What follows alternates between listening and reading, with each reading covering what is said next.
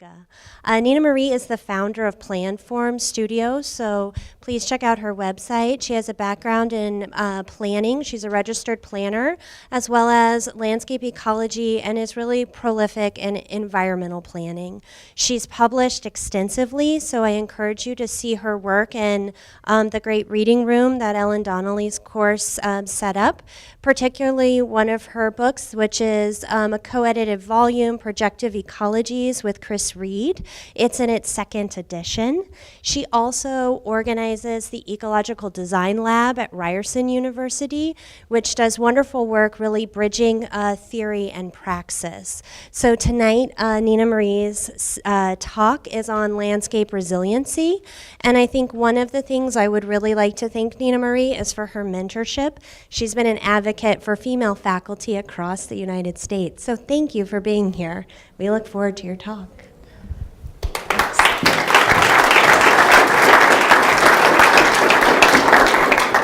Thank you, Sarah. Hello, Kathy. I've seen some faces that I haven't seen for a long time. And thank you very much for hosting me, Mark, and to your dean as well. It's lovely to be here. I really relish the opportunity to speak to new groups of people in different bioregions, particularly those that are working on some of the greatest design challenges of the moment. And that's you. You're the real stars of the show. I know that tomorrow we're going to hear an awful lot about the intersection of ecology, horticulture, landscape design, and the ways in which we can bring those together in a moment of urgency. I'm old enough to know that it's a moment of urgency. Maybe, yes, I have former students that sometimes invite me to talk about these moments, but they are becoming for me more urgent as I get older. And I hope to do tonight to pass that message along with a moment of inspiration, with some moments of challenge, and also some inspired conversation to kick off tomorrow that really offers a couple of different lenses, let's say, because there's never just one tool in the box, but lenses through which we can see and understand landscape. And I'm going to do that in the way that I have become maybe better at, which is bridging and connecting the disciplines, from landscape ecology to environmental planning to landscape architecture. I have the great privilege of working in the city on the screen behind me, mostly with landscape architects, ecologists, horticulturalists sometimes, people much more knowledgeable about plants than I, and decision makers.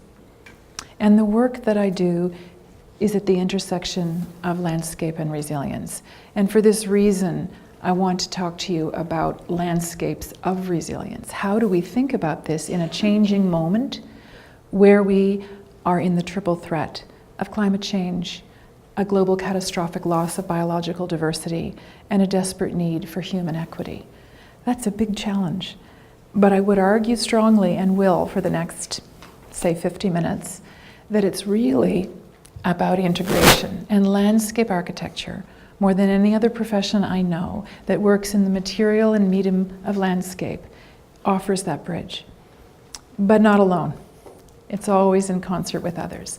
In this landscape behind me, the Toronto landscape on the north shore of Lake Ontario, one of the 5 Great Lakes in the heartland of North America, containing 20% of the world's fresh water, we too have a flooding issue. We also have biodiversity loss. And so I want to center some of my remarks about the city in which I work and practice, but also extend out to the landscapes in which you work and will work.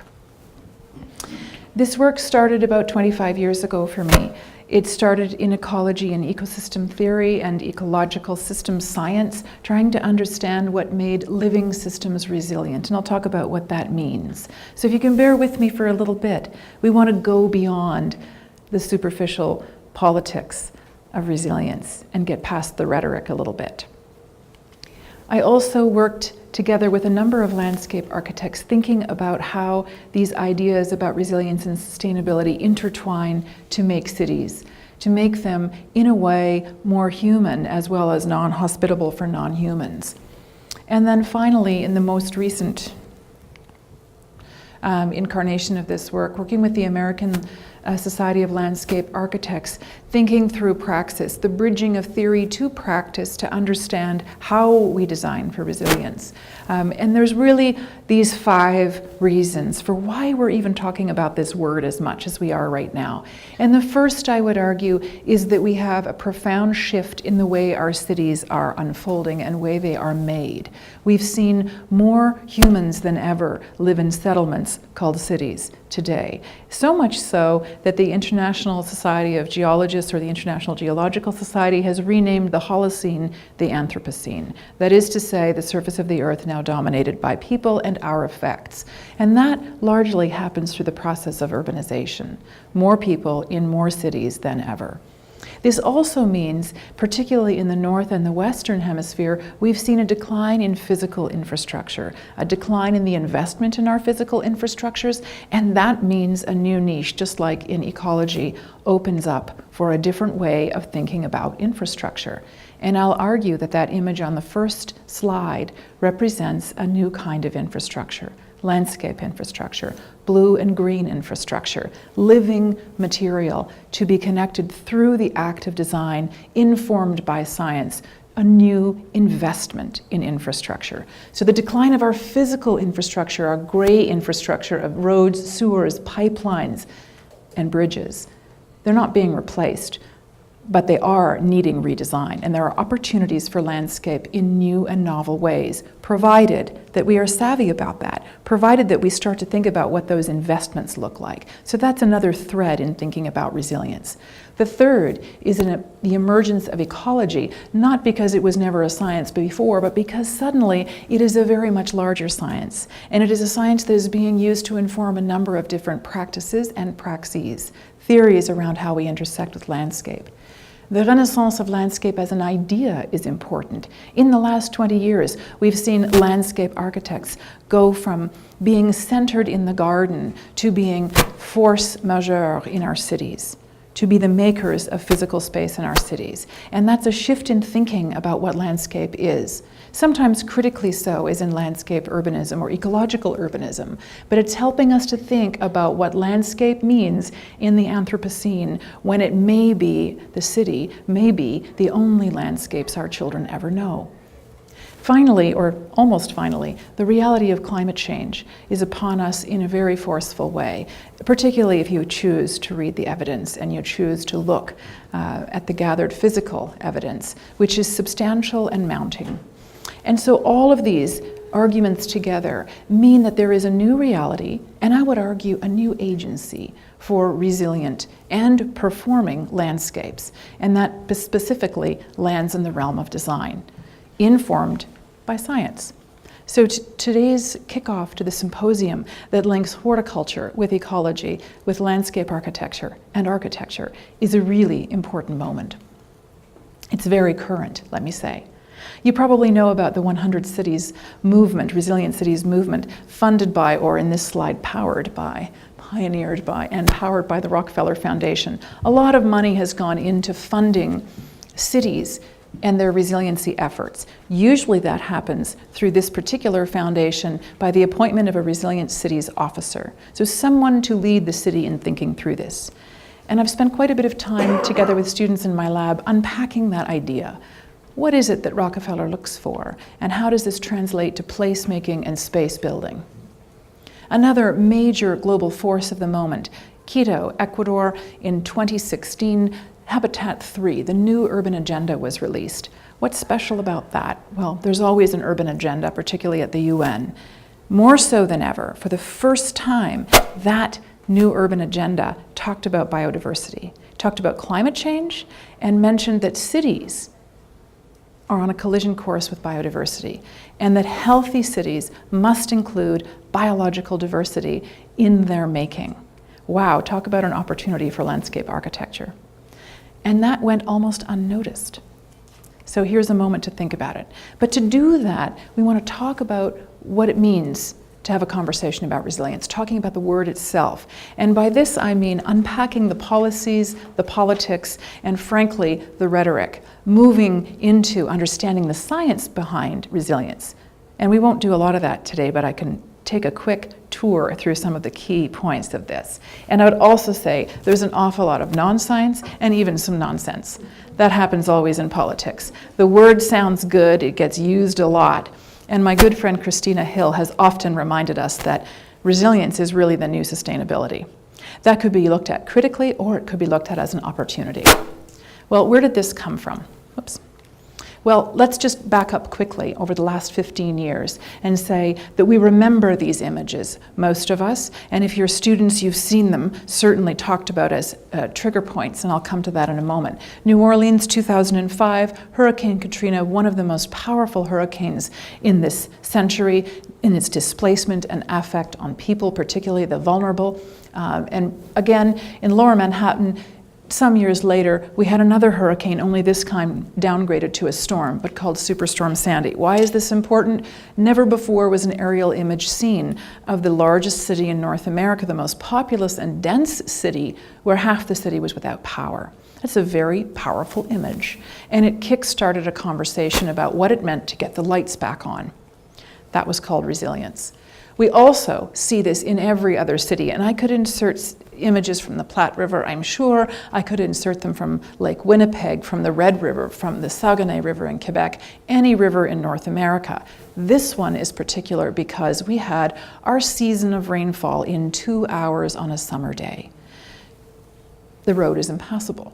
The river, this is the downtown city, it's the capital of, economic capital of our country. It's not the capital of the country. And there's 5 million people in the greater metro area. So if they can't get out of their car or have to be helicopter rescued from the freeway, this is a problem. And of course, this image continues. Oops.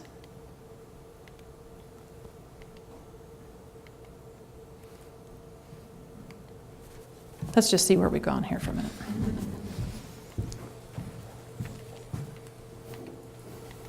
We really skipped ahead. Did not want me to show any of these slides. This image is another precipitation event. This happened in the eastern part of North America, but in particular Toronto, on the winter solstice in 2013. This is an ice storm. Isn't it beautiful? It is beautiful, isn't it? It's a beautiful image. It's a beautiful, horrifying image. Why? Because we had 80 millimeters of rain that fell as freezing rain in the daylight hours of the winter solstice, when the temperature, for some crazy reason, hovered right at 0 at the freezing mark, and then it plunged to minus 26 degrees centigrade. Then it stayed there for 2 weeks at minus 26. That's very cold. We lost 1/3 of the tree canopy in the city. So the green infrastructure of the city was seriously affected by this otherwise beautiful horror called the ice storm. It also, by the way, plunged 500,000 people into cold, dark temperatures. When it's minus 25 over the winter holidays, Christmas and Hanukkah and New Year's, you find interesting ways to celebrate, most of which involve burning the trees that had fallen. And of course, the roads are impassable. There are hazards because of electrical wires down. We don't think of this when we think of flooding or storm events. However, droughts, fires, ice storms are all part of the extreme events that we're seeing an increase in right now. We're seeing an increase in the frequency and the magnitude of these events. They're happening closer together as well. And the impacts are enormous. The insurance companies know this. Here's a city of about 1.5 million people, Calgary, not too far north and west of here. The Bow River flooded its banks in the summer day, not very long after the Toronto River flooded. And we saw immediately 12% of the population under an evacuation order. Where to? On higher ground. Even in Toronto, and lake levels have risen during high levels of snow and a very quick freeze-thaw cycle. This is a lovely photograph of Sugar Beach, a park, actually H2O Park by Janet Rosenberg on our waterfront. Normally it's a beach, here it's a lake. The record lake levels of that same year, highest in 65 years around the lake, and nowhere for the water to go. So these are really significant changes. And the other thing I'd say is, if you're very familiar with this image, Hurricane Harvey in 2017, the other thing we're beginning to realize is the areas that drain quickest are the parks. So suddenly, people are looking at parks differently. They've got a service function around stormwater amelioration, and yet they were never designed for that. Neither were our subway tunnels. They weren't designed to flood either. And when we start calling this the new normal, you have to really wonder, what is next? Well, what's next is that we're seeing the pattern of hurricanes increase. You know this. I could insert pretty much any hurricane in the last 5 years into these images to make this case, but Hurricane Florence was a particular kind of hurricane, just like Cyclone Hyde in the last 2 weeks. These hurricanes that ended up very powerful, but then slowing down, stopping, and hovering, and creating rain and rain and rain and not moving. That's a very different kind of storm pattern with coastal flooding, pluvial flooding, sometimes high velocity flooding. So there are some serious issues with water that we know about. What's important in this slide is to understand that each of these build-up have created a series of policy triggers and planning that have made us think differently about landscape.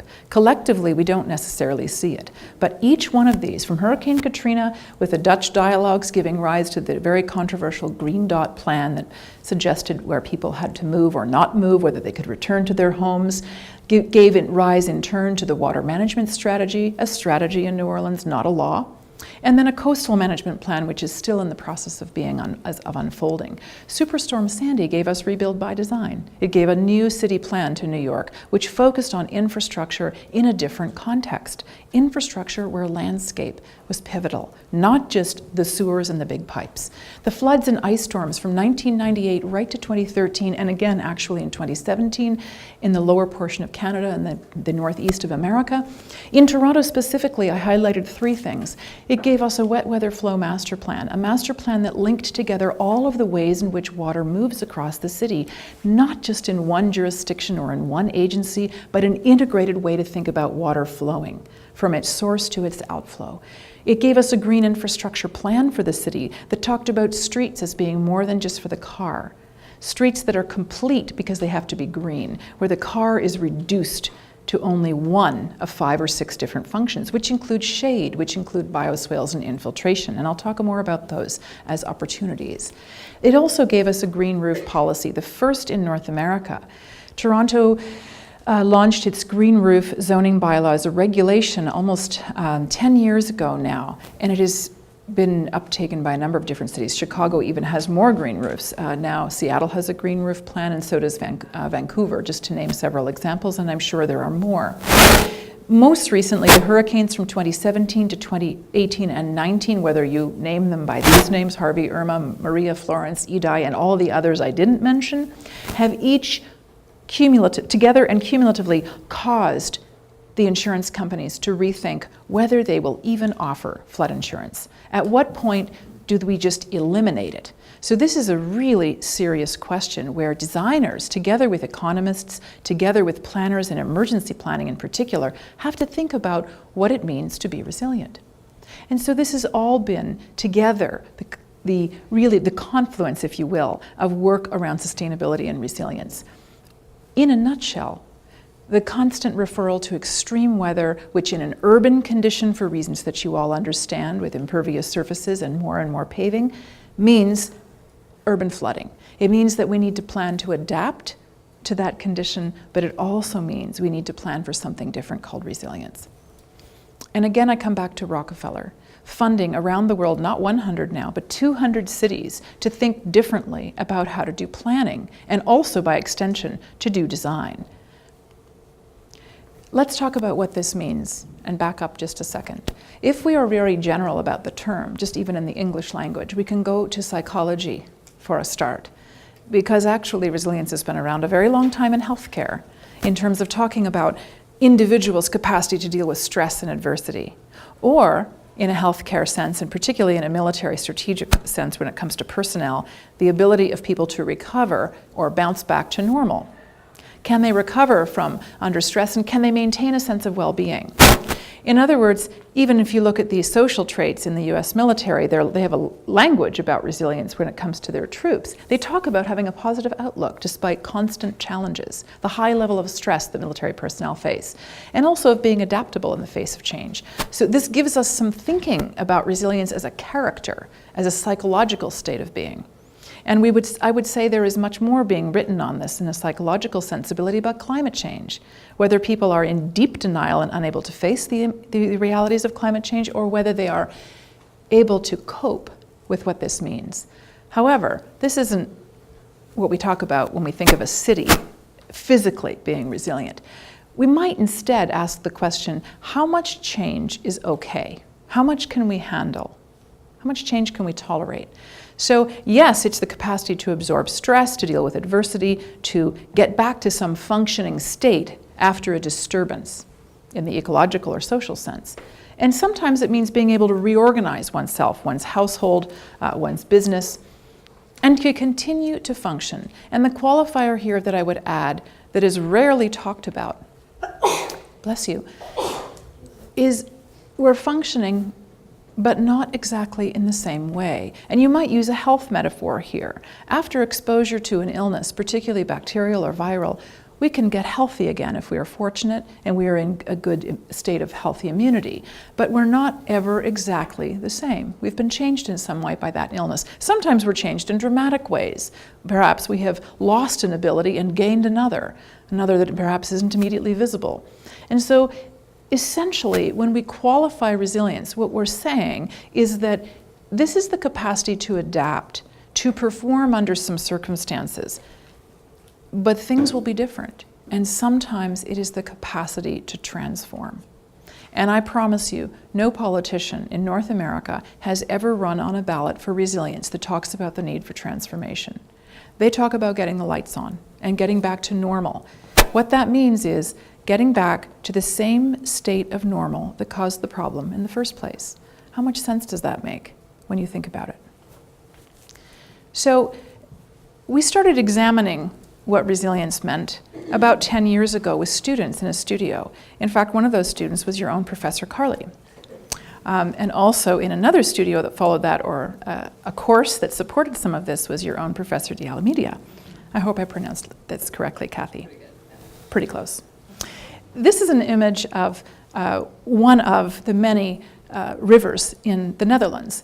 And we worked on a project together with Harvard students at the GSD, together with the Dutch government, actually the Kingdom of the Netherlands, on a climate change project that asked the question, could you allow a river some room to flood? Could you reconceive of the river as a set of floodable rooms?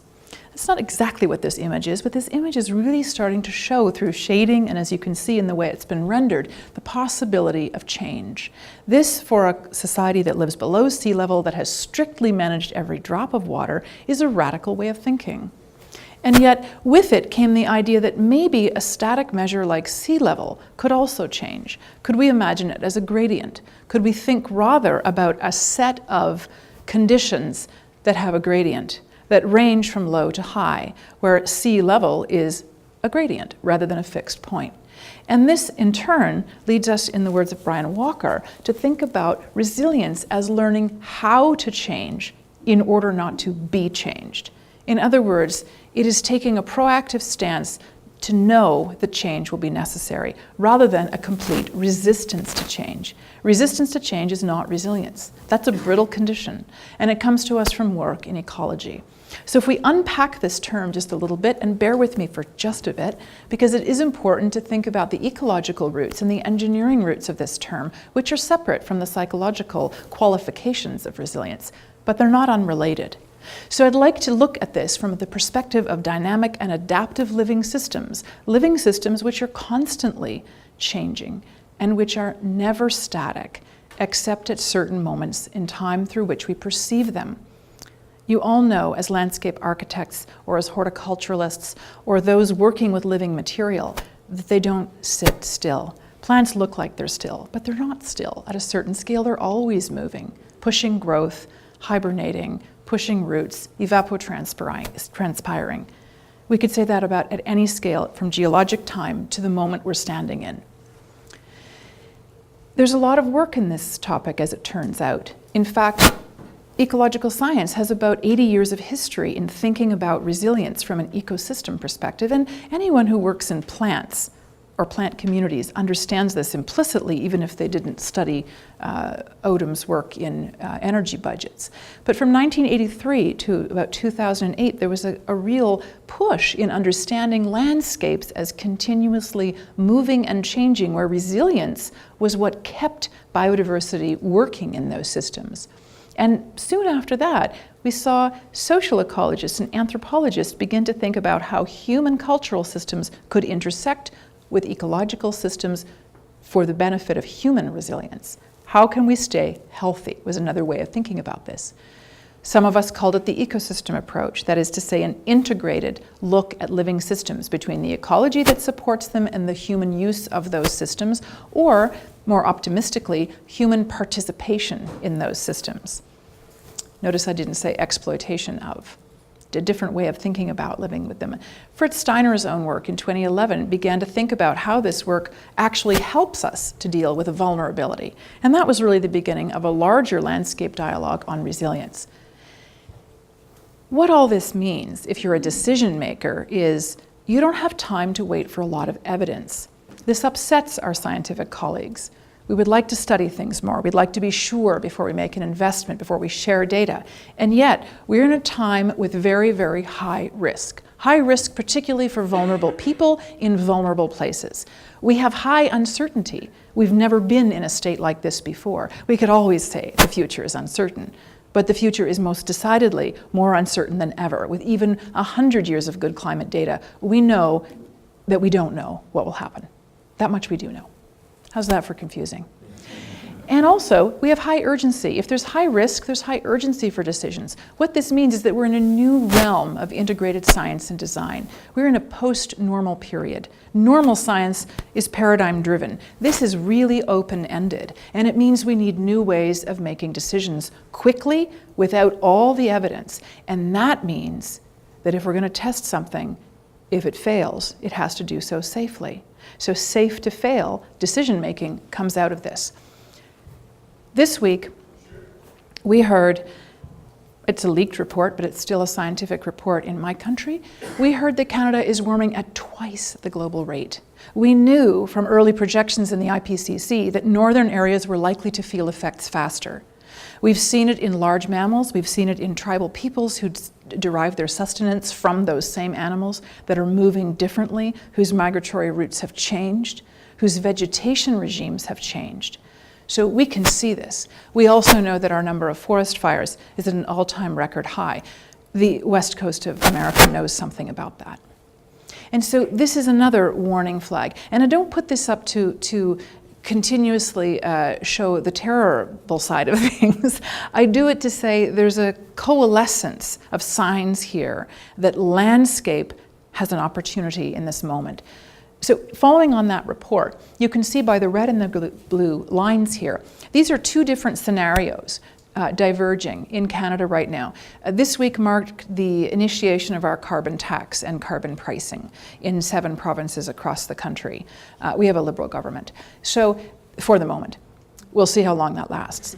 So there are two scenarios. One, if that carbon pricing continues and there is regulation to accompany it, which is on line to come in the next 2 years, that's the blue curve, what's called a low emissions curve. If this government loses its grip on power and carbon pricing disappears and carbon tax disappears, we will be on track for the high emissions scenario. You can decide where your own country sits, although the numbers might be a little differently. What this means is that right now we know we have more intensive rainfall or more intensive precipitation, which leads more to more urban flooding. Why? Because we have more people in cities, and cities we know have less permeable surfaces. It also leads to more heat waves, which in turn leads to more drought and more wildfires. So these are the things we know. What's at risk here is that if we're in a low emissions cycle, well, we might get lucky. And the current extreme event cycle that we see, which in, let's say in nature, if you want to call it that, looking backwards, extreme events defined as they are, happen about once every 20 years. So extreme heat, for example, about once every 20 years. We're looking at a 5-year cycle now, and that's under a low emissions target.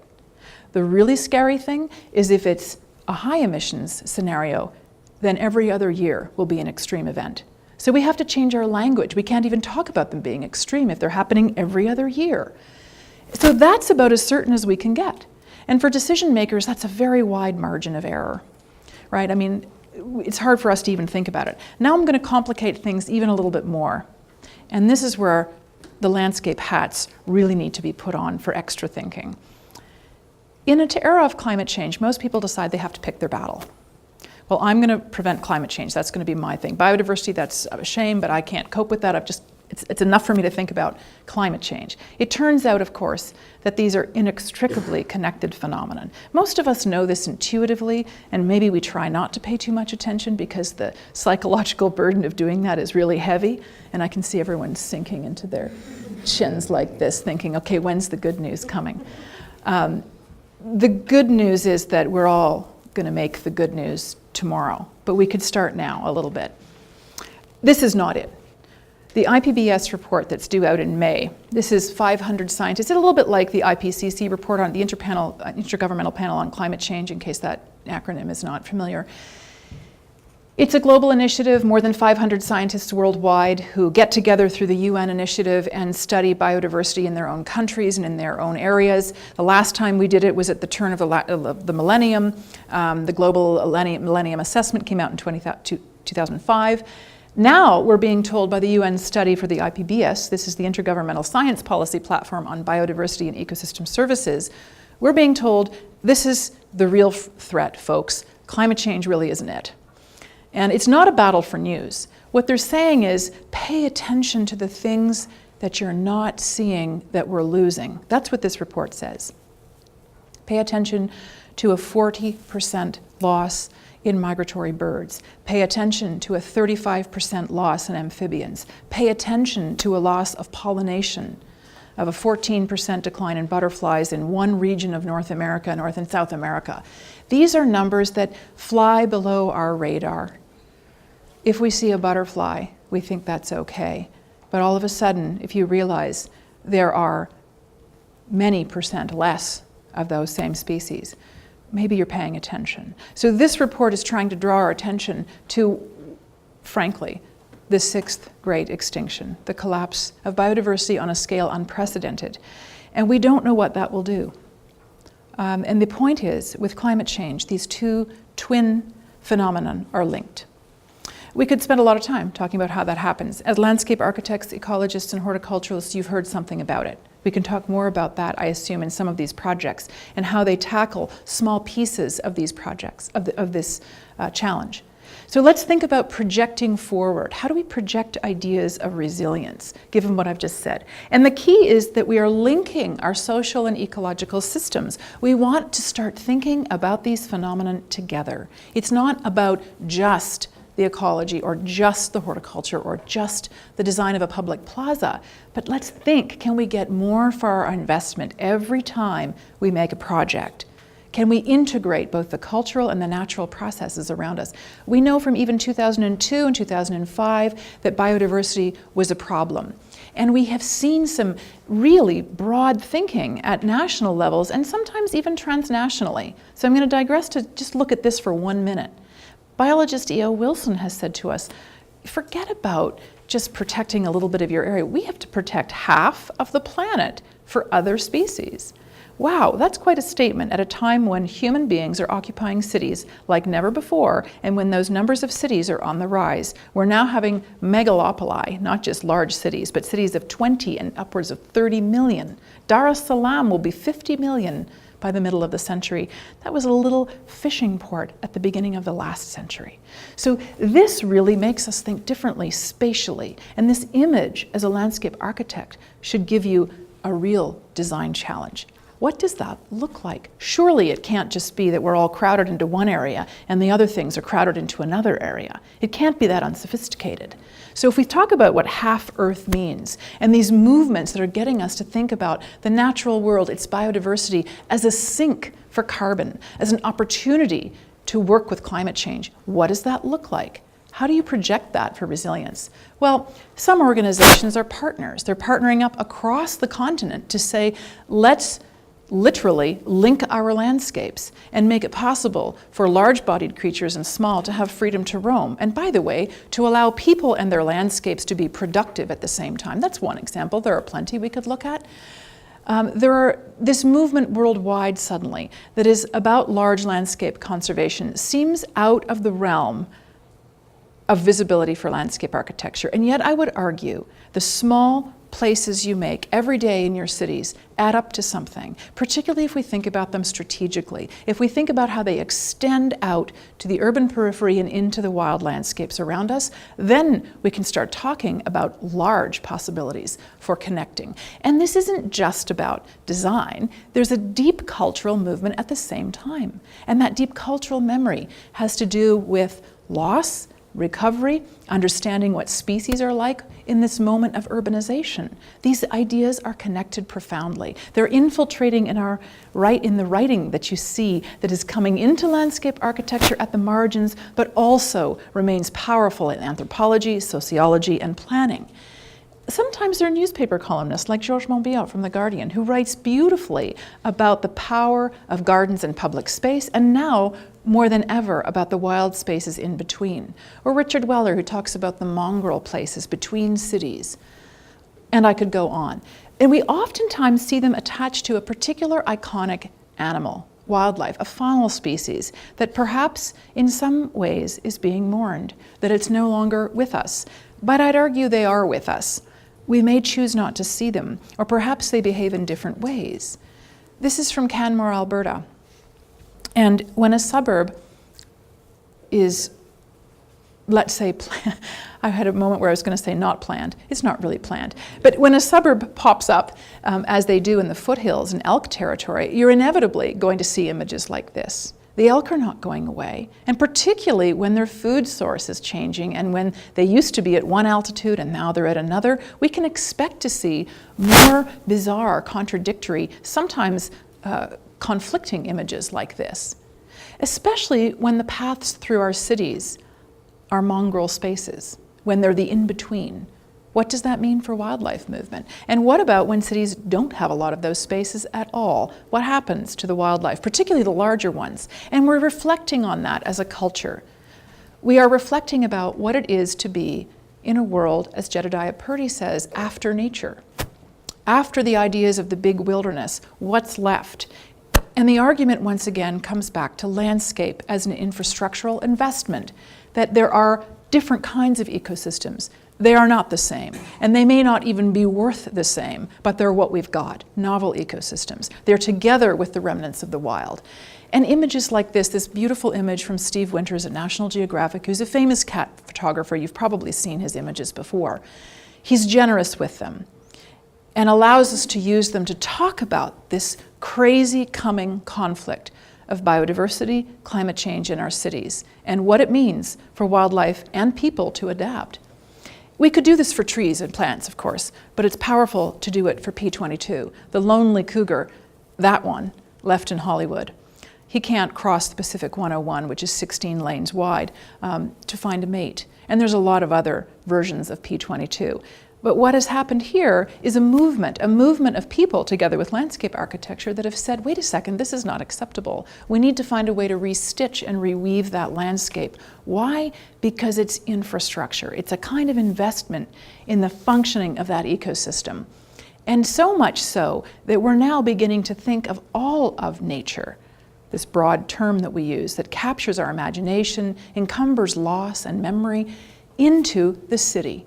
This is another major global report on which a lot of us worked from different organizations to pull together good science, the ecology of these species that are on the margins and fringes of our cities and increasingly either being pushed out or pulled into a new way of adaptation.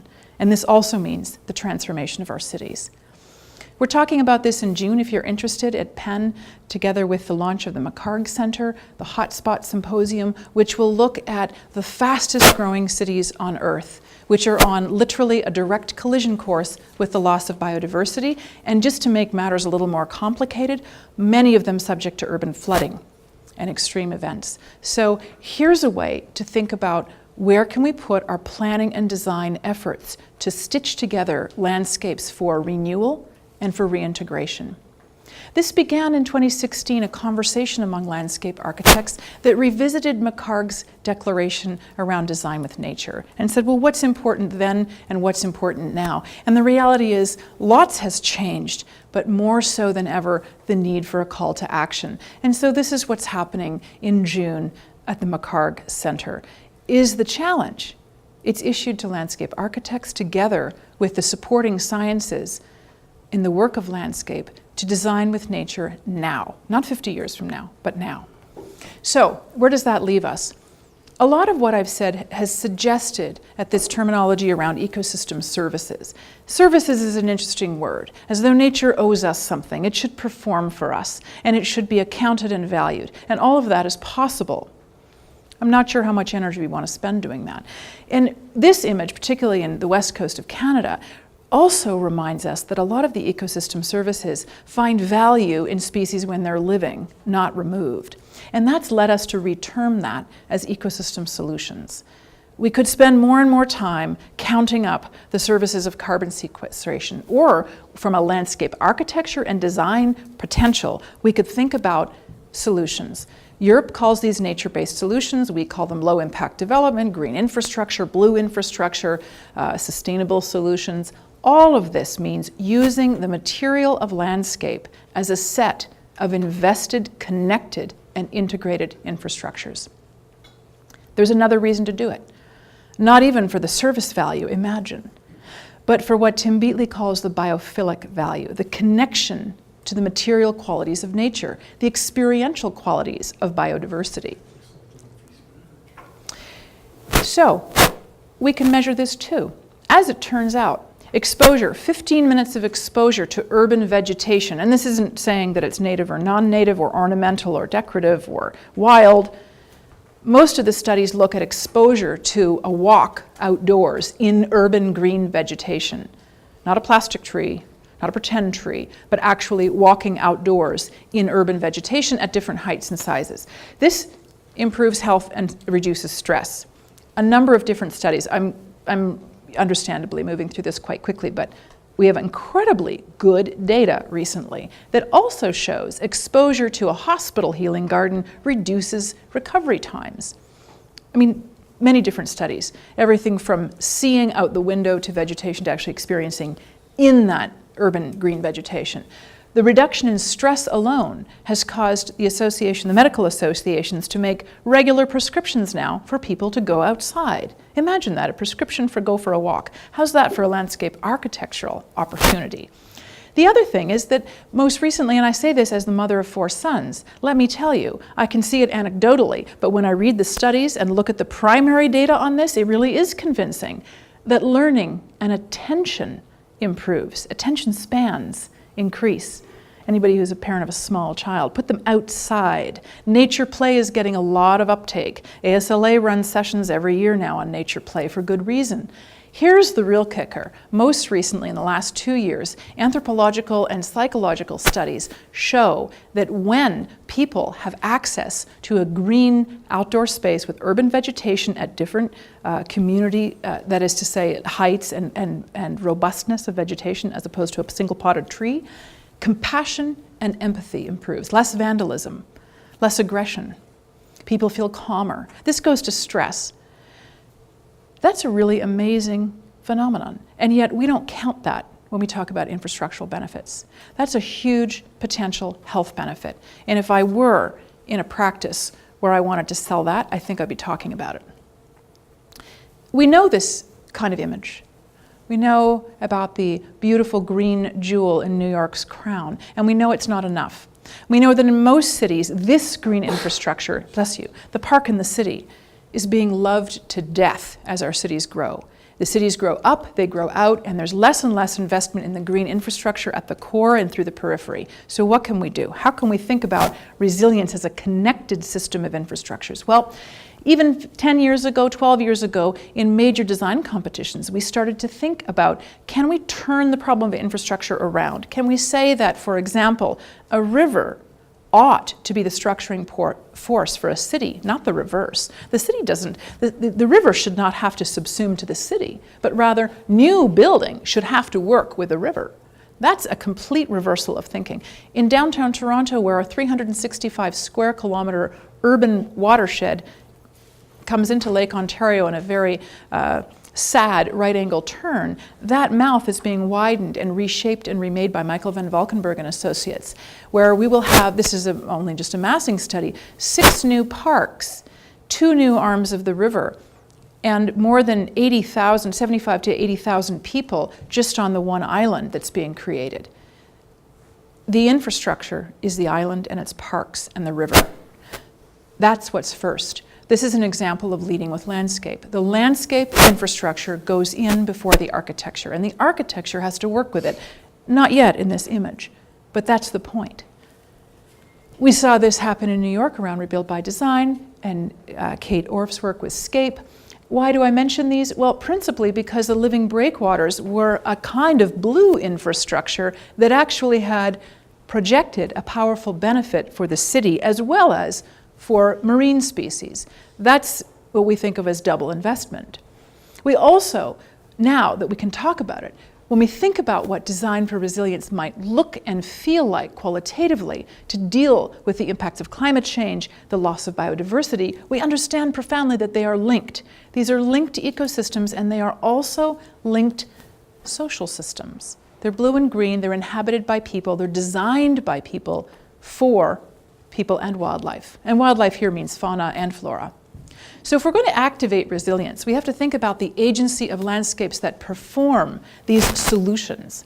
And there are many ways we can do it. I want to hop through these only as a way to inspire you for the much deeper and richer conversations you will have tomorrow. When you look at these 5 projects through the day, think about them as the possibility for linking, connecting, integrating, and doing all of this. Connectivity, diversity across scales, not just one single project. Even if you're looking at one, where does it bleed off the page?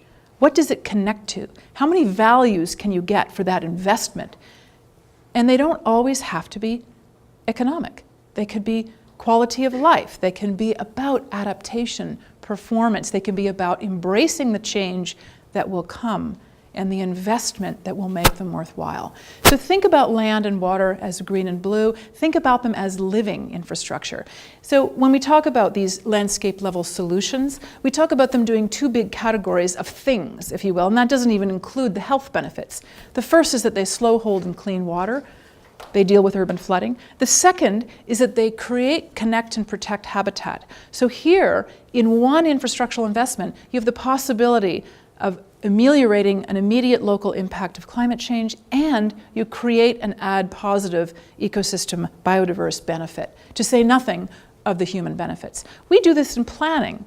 We're starting to think about it in Toronto, particularly through my lab, as rebranding our infrastructure as blue or green, or wet in some cases, that we know it's going to flood. We offer them next and best practices in using water as a city asset rather than something to be gotten rid of. We try to help policymakers and practitioners see where a drop of water falls and flows across a landscape. Here, in section. This is a studio I did at the University of Toronto together with my good friend and colleague Jane Wolfe, who some of you will know from her work in the Delta Primer and Bay Lexicon in San Francisco. This was an exercise in having planning students work with landscape architecture students to draw a policy, a water policy in section. Policymakers don't think in section, they think in text. This helps them to see the effects of what happens when you disconnect a downspout or when you connect over a bridging space of water to allow water to pool in front of an apartment building rather than getting it off the landscape quickly here in Malmö in the Western Harbor. Or even something as simple and spot solution oriented as permeable pavers, bioswales, rain gardens, all part of a street. These are not novel ideas in and of themselves, but when they're connected, they become something different. They become a powerful piece of connected infrastructure.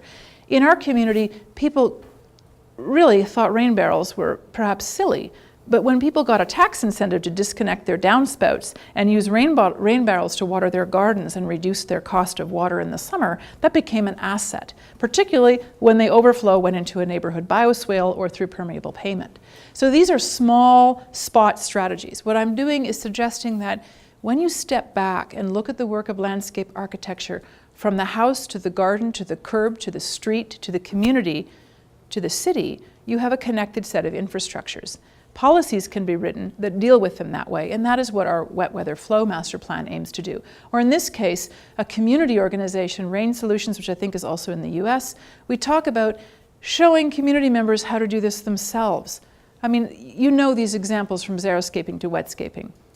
amphitheaters that act as parks that can flood, or soccer pitches and sports areas that are allowed to flood and become ponds in the rain in the Netherlands. Susanna Drake's work in Gowanus Canal Sponge Park, for example. We now have sponge cities. In the Evergreen Brickworks in Toronto, a park that's designed to flood. When it floods, well, that's okay because the buildings that are there are empty and the electricals are at least 1.5 meters off the floor. They learned how to move them up over time rather than not building in the floodplain. Or here in Vancouver, even the use of these gabion walls ameliorates sound of the trains as much as it infiltrates water that comes coursing from this particular side of the SkyTrain.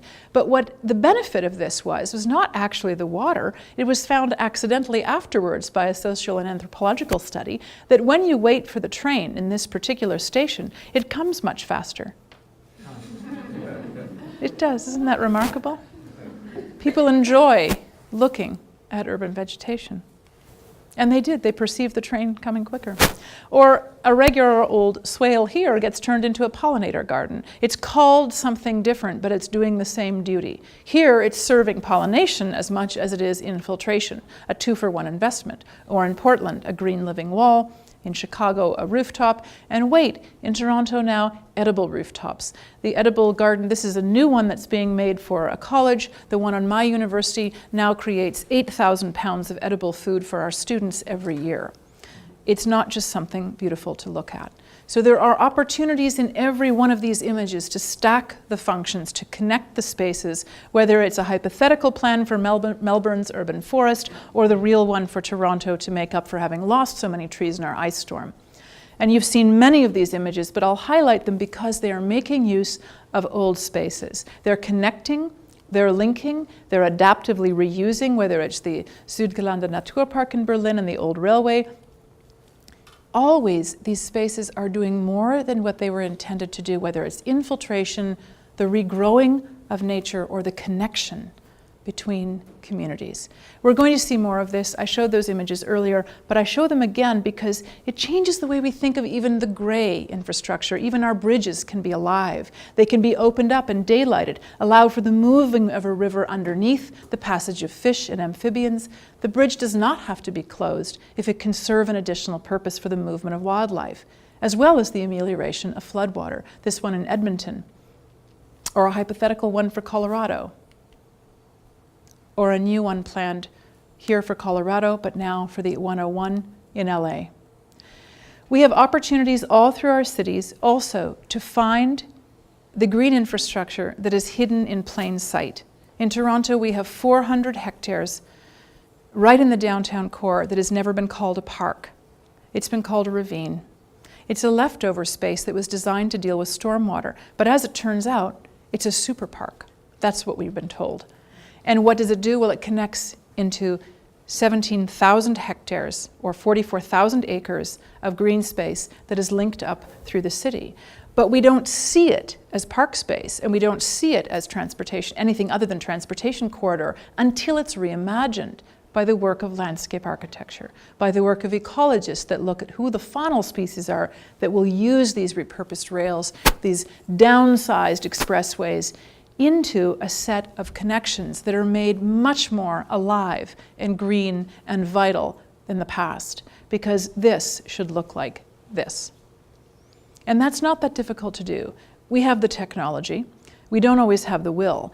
But when we combine our forces, and most of all, when we bring in the artistic elements to talk to people about what it is that compels them, their memories of landscape, of species, their identification with place, an art installation that talks and shows at the same time about how water moves in our rivers is the same as the map, but a much more compelling story of the 44,000 acres of ravines in my city that are hidden in plain sight, that when connected, offer a landscape of resilience. And more than anything, this is the opportunity. This is the material palette that you have in front of you in your city, in mine.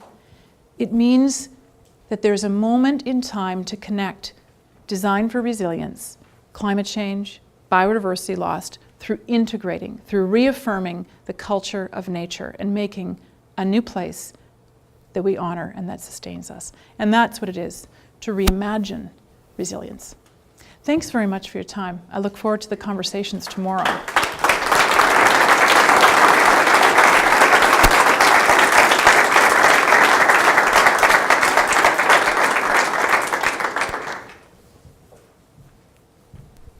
So I think we have a couple minutes for questions if anyone has questions. If not, Anita Marie will be here tomorrow, so you're more than welcome to ask your questions directly to her as well. Yeah, Richard. It seems to me in this whole smorgasbord of projects and landscapes and cities that you've walked us through, that the one thing that connects them, that landscape architects have some facility with, is the idea of scale. And it seems to me the cross connections that you're dealing with there have to be scale appropriate. When I see bioswales, those aren't going to solve flooding problems. That's a water quality issue that they get their hands on. So we need to be very careful, it seems to me, about the scale that we're operating on. What's the supporting scale below that, and what's the next larger scale up, and how those connections work. Yes, that is, of course, absolutely the center of landscape work, is the ability to understand and work at scale. What is often missing, though, is the policy envelope and the governance system that allows the connection from one scale to the other. No one in the water department, the water engineering department in my city of 3 million in the core, 5 million in the metro area, would be persuaded that a bioswale would be a resilient solution for climate change. But they would understand that bioswale is required on every one of our green streets that meets the Toronto Green Standard that I'm referring to in these images. Those connected to the waterfront new park system will do a good job of assisting with water quality improvement and also with slowing and holding water. The biodiversity piece is also important, because those same bioswales, if planted with help from our horticultural friends and our ecologists, can be planted with species that are useful for improving pollination in a city that has seen a really profound reduction in the pollinating species, particularly on the waterfront where they should be. So that's an example of the linking of scales that is not necessarily the capacity of an individual landscape architectural project, but is absolutely the capacity of a good set of planning policies or a regime of governance in a city that can understand the importance of those connections. To your earlier point, where landscape architects work at one scale or another, specifically sometimes only at the neighborhood scale or only at the individual house scale, there really is a moment for conversation at the professional organization to begin to use those as storytelling. Landscape architects are particularly adept, in my view, at being able to persuade a public with an image or a set of images. And so choosing those images becomes really important. You all do it very well in the moment of a design competition. Everyone can figure out what the money shot is, especially when they win, or when they don't win. Maybe the more important is the heart shot, the story that captures a community, that says this is the image we want, and that shows those connections, whether it's didactically in sections or whether it's as a compelling narrative. And those are, of course, scale dependent. There's no better way to freak out a community than showing things that are not to their scale. But stitching those images together with a city can be profound. And I think that Rebuild by Design was a very good example of that storytelling that happened on a citywide scale. None of these images anyone would believe is a solution by itself. But the message is that that connection and that integration is thoughtful. It's has to be scientifically derived from the functional point of view, but they also have to be socially persuasive. And they probably they certainly have to be equitable in some way. Yeah. Oh no, you have to be on the video. So I've already spoken with the horticulture department here in Lincoln, and I'm also from Kansas City, where the Missouri River moves, and they've studied it because that's how they found the steamboats that are buried in cornfields, because the river has moved. How would we possibly go around convincing the city officials and everyone that works in these departments to actually listen to these ideas and working with them? Well, that is a question that I think needs a lot of different answers and a lot of different voices. I would say that if a tiny country that is, let's say, a marvel of engineering, of water engineering, can reverse its policy to keep water out of any hard surface, to think about flooding those surfaces, just about anything is possible. And it was necessary, too. So I would suggest there's numbers of ways you can try, and of course these things are always politically dependent. Each regime, each governance context is different. What often unites decision makers is they have a short time to act, they have to respond to their constituents, and so if you can start with the constituents, that's where you unlock political will. I speak to city governments all the time, and to state governments as well, and I'm always told there's no money, to which I say yes there is. What you don't have is will. If you have will, you have money. Governments decide all the time to spend money on ridiculous things. Sometimes they spend money on really smart things, but it's their constituents that tell them that's important. And so the work of landscape architecture is very much in telling those stories. So too is the work of environmental planning, ecology, the economic benefits of green infrastructure. I give lots of discussions to city governments where we talk about the economic benefits of green infrastructure. No, a bioswale doesn't replace a big pipe, but it sure does complement it when you put the network into the whole city. Is there a last question? All right. Well, we look forward to discussing more tomorrow. Thank you. Thank you.